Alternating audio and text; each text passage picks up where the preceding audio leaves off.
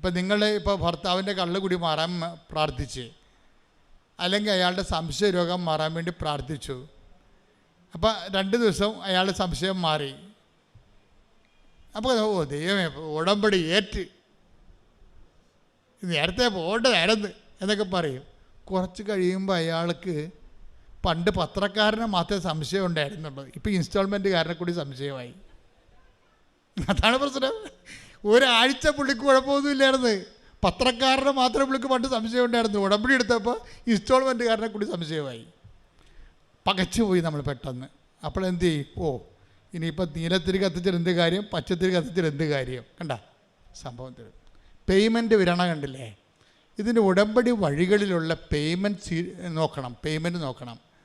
അത് ഇതിനകത്ത് നമ്മൾ എന്ത് വിശ്വസിക്കണമെന്ന് പറഞ്ഞാലും നമ്മുടെ അപ്പനേക്കും അമ്മയേക്കും മക്കളും എല്ലാവരും ഏക്കും, പക്ഷേ ദൈവം മാത്രം ഏക്കത്തില്ല. ടെസ്റ്റ് ഉണ്ടെന്ന് പറയും.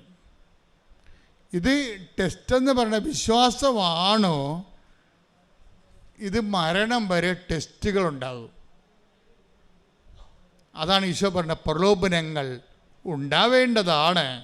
നിൻ്റെ കർത്താവ് എന്ത് പറയുന്നു അതനുസരിച്ച് ചെയ്യാനാണ് നീ ഉടമ്പടി എടുത്തിരിക്കുന്നത്. അത് നിന്നെ ഉയർത്തുകയും നിലനിർത്തുകയും ചെയ്യും. കാര്യം അവൻ്റെ നാമം എല്ലാ നാമങ്ങളെക്കാൾ ഉന്നതമായ നാമം.